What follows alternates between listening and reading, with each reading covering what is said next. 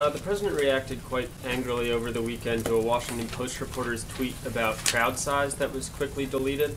I'm wondering if you can help explain the discrepancy between the president's reaction to incidents like this, which he calls fake news, and talks quite a bit about, and his silence on actual disinformation campaigns like Russia ran during the 2016 election to deliberately spread false information. So both his silence on that, and does he recognize the difference between these two?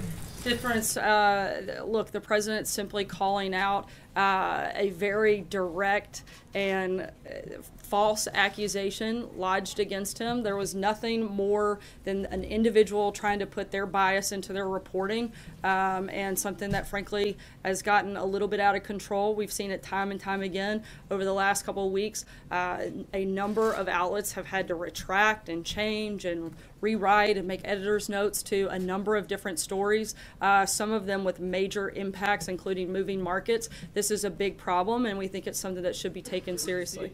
Jim? Reporters' mistakes and a disinformation campaign by a foreign government. Does he see a distinction there? I haven't spoken with him about that, but certainly we would take any misinformation like that very seriously, but it's not something we're comparing the two on. Jim? And I would just say, Sarah, that journalists make honest mistakes, and that doesn't make them fake news. But the question that I have... When journalists make honest mistakes, they should own up to them. Sometimes, and a lot of times you don't. But there's a difference. There's a very big... I'm sorry, I'm not finished. There's a very big difference between making honest mistakes and purposefully misleading the American people, something that happens regularly. You can't say, I'm not done. You cannot say,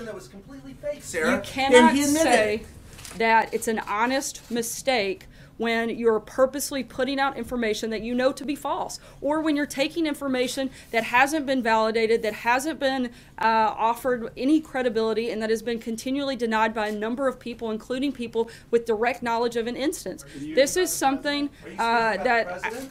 I'm speaking about the number of reports that have taken place over the last couple of weeks. I'm simply stating that there should be a certain level of responsibility in that process. This was not... Brian, I called on Jim. This is not the line of questioning that I was going down, but can you cite a specific story that you say is intentionally false, that was intentionally put out there to mislead the American people? Sure. The ABC report by Brian Ross, I think that was pretty misleading to the American people, and I think that it's very telling that that individual had to be suspended because of that reporting. I think that shows that the network took it seriously and recognized that it was a problem.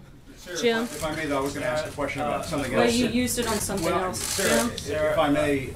Sarah, I think We're it's going to keep moving, guys. If I can ask about the president's accusations... I'm moving to a that have been different leveled Jim, against I'm them. sorry. I know, but I didn't get a chance to ask the question that I wanted to ask, which is... Jim. Can you just say once and for all whether these Jim, I'm going to say once and accusations- for all that I'm moving on to Jim Stinson, and I'm not taking another question from you at this point.